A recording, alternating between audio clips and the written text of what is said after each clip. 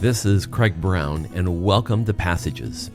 Passages is a space to explore Bible passages used for preaching, reflection, and prayer.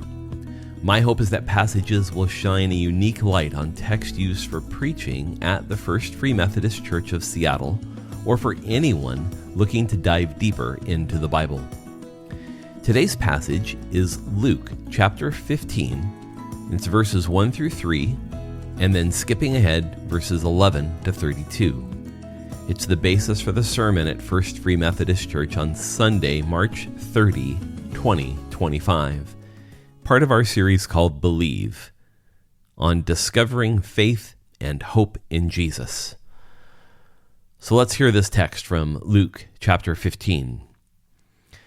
Now all the tax collectors and sinners were coming near Jesus to listen to him. And both the Pharisees and the scribes began to complain, saying, "This man receives sinners and eats with them."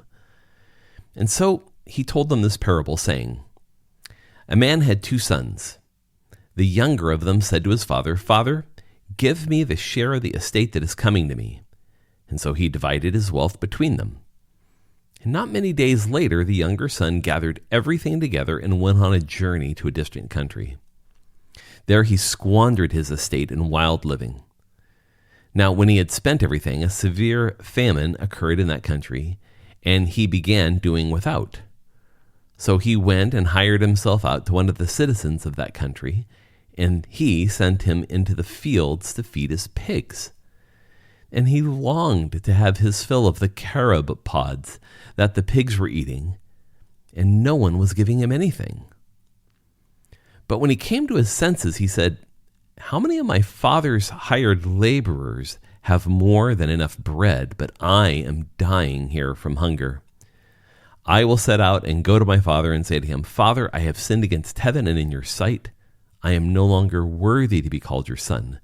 Treat me as one of your hired laborers.' So he set out and came to his father.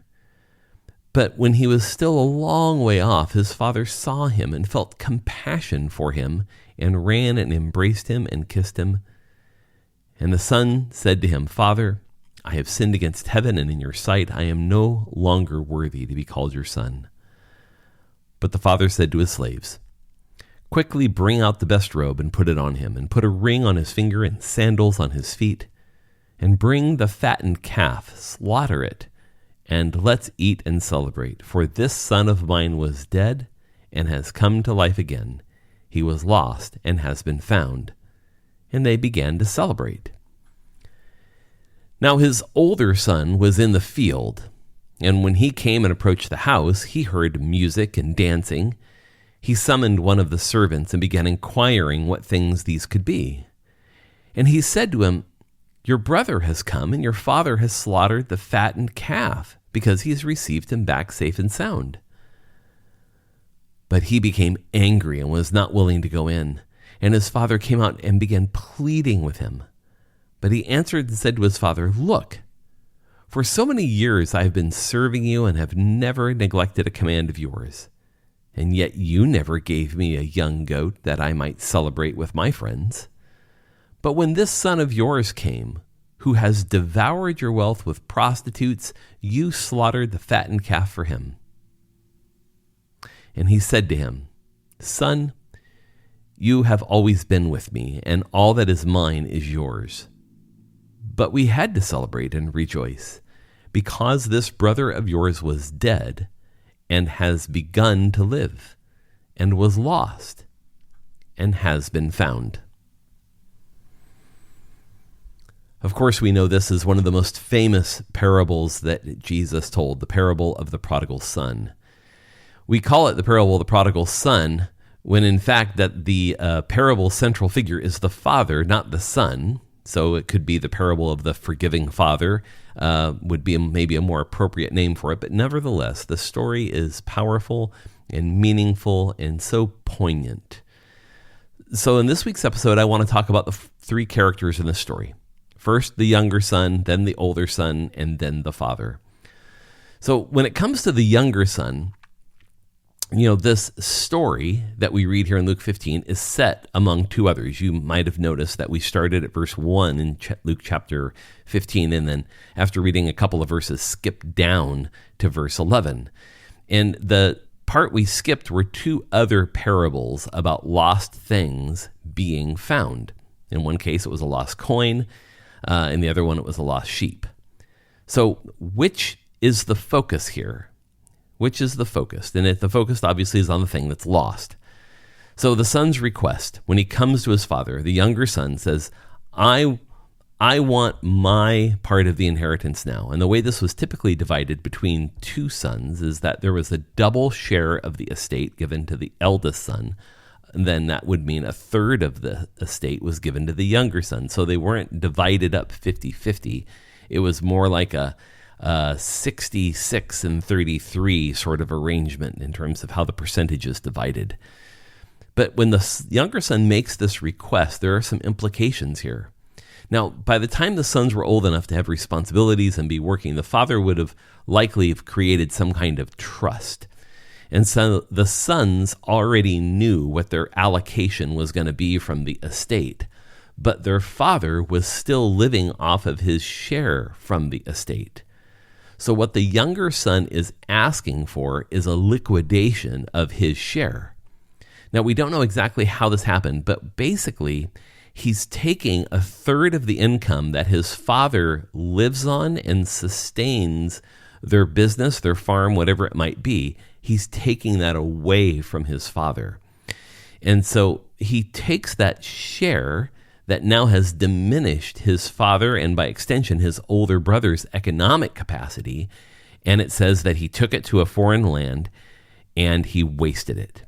And while he was there, having wasted it, there came a famine, and there was no food to eat. So regardless of his finances, whether he had money or didn't have any money, that doesn't change the fact that there's nothing to eat. So the story tells us that he apparently went to work as a servant in the foreign land that he was in, and he began attending to pigs. Now, the family he went to work for must have been Gentiles because they're raising pigs. No Jewish family has pigs. And so he is, in many ways, completely forsaken his Jewish identity since he's tending to pigs. He has nothing at all since he's eating the carob pods. Those are the small pods that had seeds in them that the pigs would eat as part of their diet. And the text tells us in Luke 15 that no one was giving the younger son anything. In other words, he wasn't enjoying any sympathy. He wasn't enjoying any charity. He wasn't getting anything. He was simply sitting with the pigs, eating the same food that they were eating. So the text tells us that the son, quote, comes to his senses. In Hebrew, and in the Hebrew culture, and even in its language, even though this is written in Greek, this idea of coming to your senses is the act of repentance. So the son reckons that he'll have it better at his own home, even if he comes there as a servant. So he takes a step in the right direction for a change. Being at home is better than being here. Now, you might notice that when he's sitting with the pigs, he kind of deliberates the speech he's going to give to his father when he gets home. And then when he gets home, he gives that speech to his father, but he leaves one part out. In the part that he thought about when he was with the pigs, he was going to tell his father to treat me as one of your hired laborers. But when he actually gets to his father and talks to him, he leaves that part out. Now, this story that we're very familiar with opens up, at least at the beginning, a key passageway for us. That there's joy in finding yourself and letting others find you. There's joy in finding yourself and letting others find you. The journey of the son would have offended the Jewish listeners of this story. The son, in this case, would not be considered a son any longer, not even Jewish any longer, not anything any longer. So when you hear this story in its Jewish context, the younger son deserves nothing. The laws of cause and effect tell us that the younger son got exactly what he deserved. But instead, when the younger son returns home, he finds welcome and healing and restoration and joy. And as we'll see in a moment, the work of the church is in every way to find lost things, lost people, and rejoice over them. So this son's story, the younger son's story, is in many ways everyone's story. If this is not your story in some form, you might want to pause and think and wonder about that. Remember, his story is summarized at the end of the text that tells us about it. His is the story of being lost and then being found.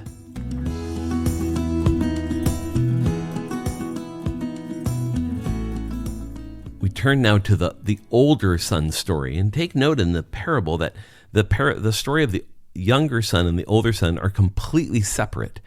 And another thing you might want to notice is that in this parable, the younger son and the older son are never in the same space at the same time. The whole dialogue between the younger son and the father occurs in an entirely separate episode that never mentions the older son. And in the conversation between the father and the older son, the younger son isn't even there.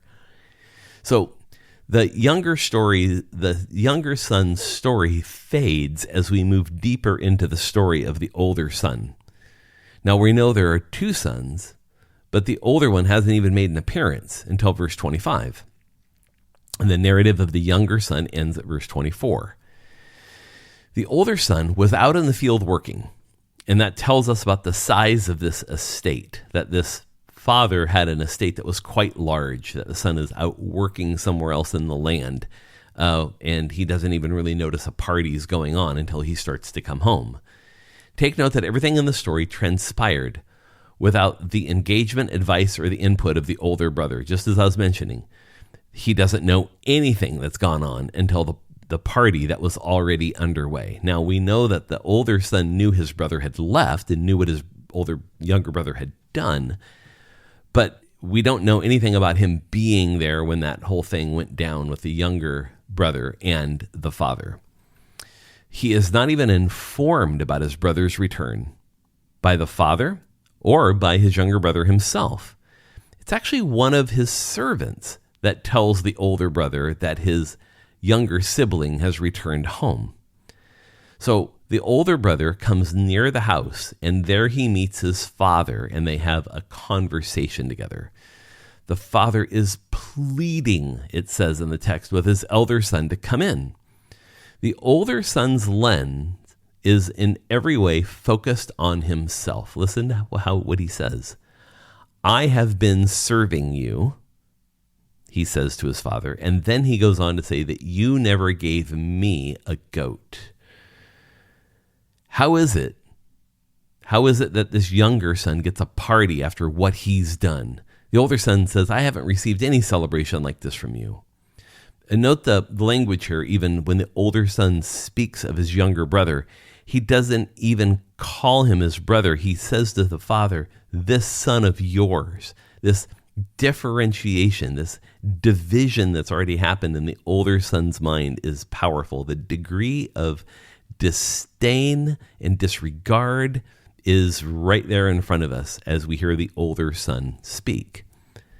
Now, despite his brother's return actually having no effect on him, he claims to be treated unfairly. Remember, the father had an estate that he had to divide between the two sons, and the older son would get 2/3, the younger son, in this case, would get 1/3. The younger son takes his 1/3 and goes and blows it, and the only thing that affected was the father's capacity to sustain the estate, which that means everything that's left in the estate is going to go to the older son. So even though there's been no effect, really, of the younger son on the older, he still claims to be treated unfairly. And his appeal is to fairness. It's not fair that this son of yours gets a party and the fatted calf is killed for him, and so on and so forth. Now, the Pharisees, remember back in verse 1, the Pharisees listening to this story would have been able to clearly deduce Jesus' meaning here. Jesus' company of tax collectors and sinners has no effect on them at all, no effect on the Pharisees. Yet, they resent these who have been welcomed and resent Jesus for welcoming them. So the parable's meaning for the Pharisees is quite clear. In every way, Jesus is saying that you're exactly like the older son in this story. That opens up a key passageway for us. That self-centered and self-righteous living lead us astray from the truth. Self-centered and self-righteous living lead us away from the truth. That may sound like a statement of the obvious. It certainly is. But let's dive into this just a little bit more to see if we can find some other nugget of truth here. You see, the older brother, he only has one lens, and it's himself. He wants his position, but he also wants his brother to stay in his lost position. This is the difference. See, this goes way beyond entitlement. The older brother in this story is insecure. He's doubting. He's ultimately one who does not trust his father. And this is a hard perspective to shake. We love, as for example, as Christians, the idea of a mission to reach lost people so that they can be found. We love it in principle, but oftentimes what we do is we disagree with it in practice. To what degree will we overvalue the lost compared to the found? And if we read the two stories right before this, this would make sense. There's a woman who loses a coin in her house. She empties the entire house looking for her coin. She puts all her valuable possessions outside just to find one coin. Same thing with the shepherd. The shepherd leaves 99 sheep in an open field to go find the one that's lost. So that's that question again. We like the notion of a mission to reach lost people, but oftentimes we disagree in practice, because to what degree do we overvalue the lost compared to the found? Jesus tells us the lost have tremendous value. They're valuable because they're lost. Remember, the younger son's story is a story of being lost and being found, but the older son's story is a story of being found and becoming more and more lost.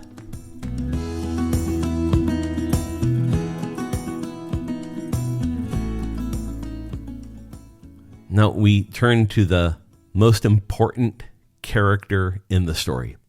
The character that we speak of actually the least often. One of the commentators I read in preparing the podcast and the sermon each week, the Gospel of Luke, is the great preacher of the 20th century into the early 21st century, Fred Craddock. And he asks an important question in his writings, and he says, why is it that we name all of these parables in the negative in Luke 15? We name them the lost sheep, the lost coin, the prodigal son.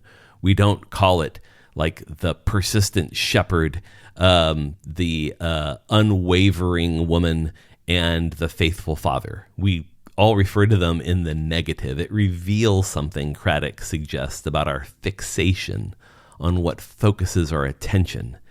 The key to the story isn't the younger son. It's not the older son. The key to the story is the father who occupies the central narrative. The father aligns to the shepherd who looks for his lost sheep and to the woman who searches her house for the lost coin. So we learn something of God's very nature as one who seeks, one who beckons, one who welcomes. Now, the father is asked to give the younger son his portion when he demands it. Now, the father, keep this in mind, is under no obligation to do so. There is a way to do what the younger son has asked, but the younger son's insult to the father is apparent and clear. So rather than protest or accuse his own son, the father gives the son exactly what he's asked for. At no point do we hear about the father's deliberation or counsel with the older son. The father doesn't consult anywhere. He just does what's asked. It's done. That's a fascinating and important takeaway. Remember, the father's under no obligation to do what his younger son asks, but yet he does it anyways, and there's not even a whiff of doubt in the story that Jesus tells. And kind of continuing with this character of the father, when the son returns home after being in this foreign land and wasting his portion of the estate, the father sees him at a distance. And the key word here is that he felt compassion for him. Now, everything pivots on this word, where it says in English, felt compassion for him. In Greek, in which the story is written, there's only one word. And it frames the father's response in all things. Remember, the story tells us that the father runs to greet his son. Culturally speaking, this is entirely inappropriate. Fathers did not run. It was considered inappropriate to expose their legs above their ankles. So for him to run to his son means that he's so kind of caught up in his son's return that he disregards almost all social custom. The story that Jesus tells in this context is what we say is hyperbolic. In other words, it's a tremendous exaggeration. It's hard to imagine this story actually happening, but that's the whole point. The exaggeration in the story is designed to make the point Jesus is trying to make to the Pharisees and the scribes. Now, the young son returns contrite for what he's done, and the father, it says, has compassion for him. And it's just not compassion like, oh, I'm glad you're home. Notice that the father's compassion takes action. He gives him a robe. Could have been his own father's robe.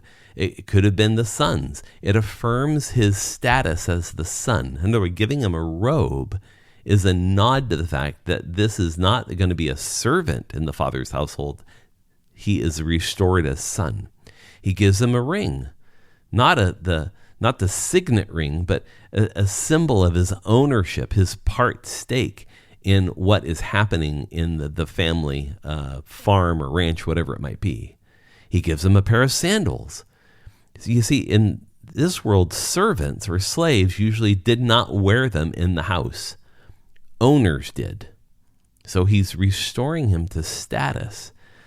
He slaughters the fattened calf for him. Meat like this was typically reserved for the most special occasions or religious observances. It's an extravagant gift. The way the story is told is that the response of the father, not only to the son's request to leave, but also when the son returns home, is extravagant. It is exaggerated. It's over the top. And then also notice the father's approach to the older son. It says the fact that the father did not seek out the older son to share the news is part of the exaggeration or the hyperbole. So the father reminds the older son that the brother's return is no threat to him. He says, "You have always been with me." That's an affirmation of loyalty. And the father says, "All I have is yours." You see the language there? Your inheritance in my estate is still secure when he says, "All I have is yours." And then the father says, this is a matter of death to life, lost being found. Do you see the characteristics of the father in this story? That this father is deeply, deeply in love with his sons. This father deeply desires their reconciliation. This father deeply desires their connection. And it all opens a key passageway to us. That nothing is more important than the lost being found. The father in this parable appears driven by healing and reconciliation, not fairness. He has no interest in anything but forgiveness and grace. So this parable is about the very mission of Jesus. The Son of Man has come to seek and save the lost, it tells us in Mark's gospel. And we can rejoice in that work, or we can become embittered by it. Note the trajectory of the two sons. The one goes from lost to found, and the other one from found to lost.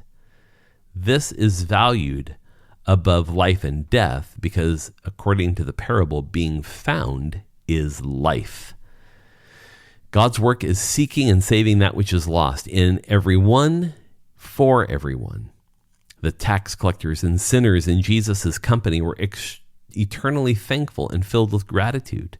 The Pharisees in Jesus' company were incensed and angered. Remember, the father in the story pled with the older son. In many ways, Jesus is doing the same for the religious leaders of his day. This is not a story about a prodigal son. It's actually one about a generous father, and that God is already on this mission. And what remains to be decided is if we are too. If you have comments or reflections, I invite you to visit my website, revcraig.com.